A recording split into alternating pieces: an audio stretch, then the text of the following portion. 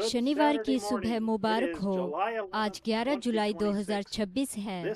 मैं हूं brother David erection.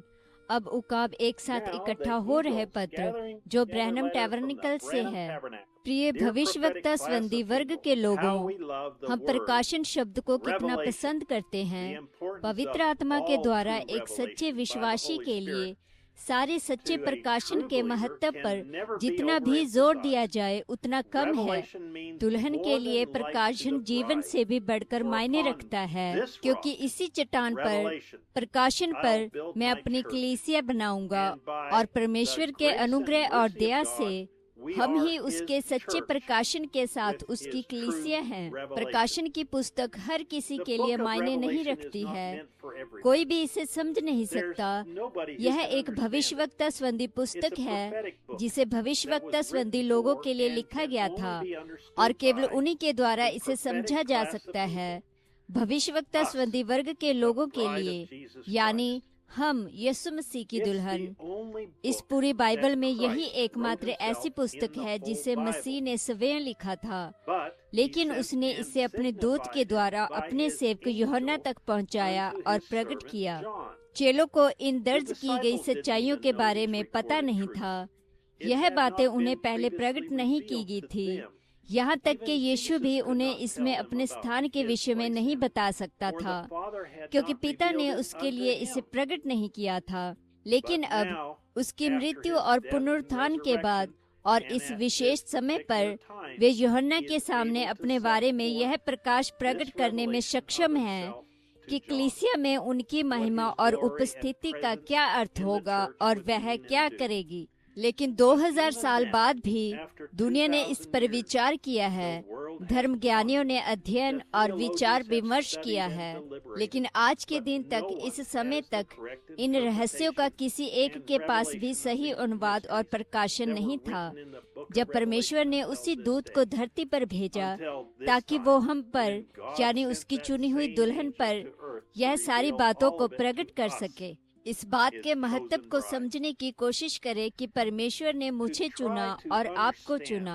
उसके वचन के सच्चे प्रकाशन को पाना मनुष्य के वर्णन करने से परे है, जबकि वहाँ बहुत से लोग हैं जो दावा करते हैं कि वे संदेश को मानते हैं और कहते हैं कि वे विश्वास करते हैं कि परमेश्वर ने एक भविष्यवक्ता को भेजा था, लेकिन उनके पास इस बात का पूरा प्रकाशन नहीं है कि यदि वे परमेश्वर की आवाज को सबसे महत्वपूर्ण आवाज नहीं मानते, जिसे उन्हें अवश्य ही सुनना चाहिए, तो इसका क्या परिणाम हो सकता है। आज के समय में उसकी आवाज का यह प्रकाशन पाना वास्तव में एक अनमोल मोती के समान है। परमेश्वर ने हमें उस सच्चे प्रकाशन को प्रकट करने के लिए चुना है, इसलिए हम उसकी सच्ची कलीसिया हैं, उसकी ना हारने वाली सेना है, जिसके सामने शैतान शक्तिहीन हो जाता है और निश्चित रूप से विफल हो जाता है। हमारे जीवन में उसके सच्चे प्रकाशन के साथ अधोलोक के फाटक हमारे विरुद्ध सफल नहीं हो सकते, लेकिन हम उन पर विजय को प्राप्त करेंगे। ऐसी कोई चीज नहीं है जो हमारे सामने खड़ी रह सके। आज के लिए सच्चा और संपूर्ण प्रकाशन यह है कि हम हमारे समय के लिए परमेश्वर की आवाज के महत्व को पहचानें। यदि कलीसिया में जाना, कलीसिया का हिस्सा बनना, बलिदान को देना, प्रार्थना करना और परमेश्वर की आराधना करना ही वो सब है जो परमेश्वर मांग करता है, तब कैन ने वही सब कुछ किया जो परमेश्वर ने करने के लिए कहा था। ऐसे में उसे दोषी ठहराना परमेश्वर की ओर से अन्याय ठहरता। टेपर की आवाज का हमारे लिए यही मायने रखती है। संपूर्ण बात का प्रकाशन जो यहाँ फिर से एक आशीष के साथ स्थापित किया गया है, उन लोगों के लिए जो इसे पढ़ते हैं और सुनते हैं, और एक शाप के साथ उनके लिए जो इसमें कुछ जोड़ते हैं या निकालते हैं। यह वचन की संपूर्णता है।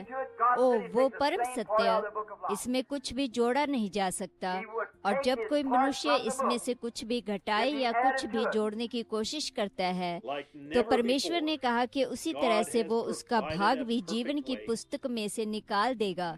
समझे? यदि उसने इसमें कुछ जोड़ा तो वो उस पुस्तक से उसका भाग निकाल देगा। ऐसा पहले कभी नहीं हुआ। परमेश्वर ने अपने वचन में कुछ भी न जोड़ने या न घटाने के एक सिद्ध मार्ग को दिया है। उसने हमें अपनी आवाज सुनने का अवसर दिया है।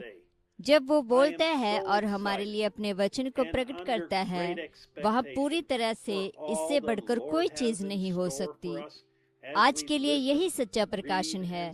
मैं बहुत उत्साहित हूँ और मैं बहुत अपेक्षा में हूँ कि प्रभु ने हमारे लिए जो संग्रहित करके रखा है, जब हम 7 कलीसिया युगों में सुनते हैं, पढ़ते हैं और उनका अध्ययन करते हैं, परमेश्वर ने इसे लिखा, यूहन्ना को इसे प्रकट करने के लिए अपना दूत भेजा और उसके बाद यहाँ धरती पर इसी समय में हमारे आने की प्रतीक्षा की, जिससे कि वो उसी दूत को हमारे पास भेजकर इसे प्रकट कर सके।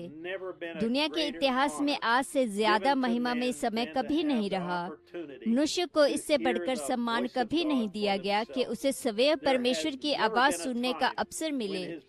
ऐसा समय कभी नहीं आया जब उसकी दुल्हन सभी एक ही समय पर उसकी आवाज के द्वारा एक साथ एकजुट हो सके। तैयार हो जाएं। परमेश्वर हमें और भी अधिक प्रकाशन को देने जा रहा है अपने विषय में, और हम कौन है इस विषय में। उसकी विजयी सेना, उसके चुने हुए, चुनी गई दुल्हन, उसकी हृदय प्रिय, जिसकी प्रतीक्षा उसने समय के आरंभ से की है। कोई भी इसे हमसे छीन नहीं सकता। यह हमारे हृदय और प्राणों में पहले से कहीं अधिक लंगर हो चुका है। अब यह एक सच्चाई बन चुकी है जो हमें रैप्चर का विश्वास दे रहा है। हम इस रविवार को जेफरसनविले के समय के अनुसार दोपहर 12 बजे अपनी शानदार यात्रा आरंभ करेंगे, जब हम पहला संदेश सुनेंगे। 60-12-04 M यीशु मसीह का प्रकाशन। मैं आपको प्रोत्साहित करना चाहता हूँ कि आप अपनी 7 कलीसिया युग के किताब ले, उसे अपने कमरे में शांति से पढ़ें और हर हफ्ते एक एक अध्याय करके उसका अध्ययन करें। हम सब एक साथ एकजुट होकर उसकी आवाज को सुनेंगे और फिर उसके वचन का अध्ययन करेंगे।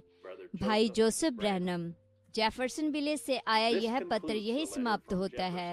अगली बार तक परमेश्वर आपको आशीष दे और शालोम।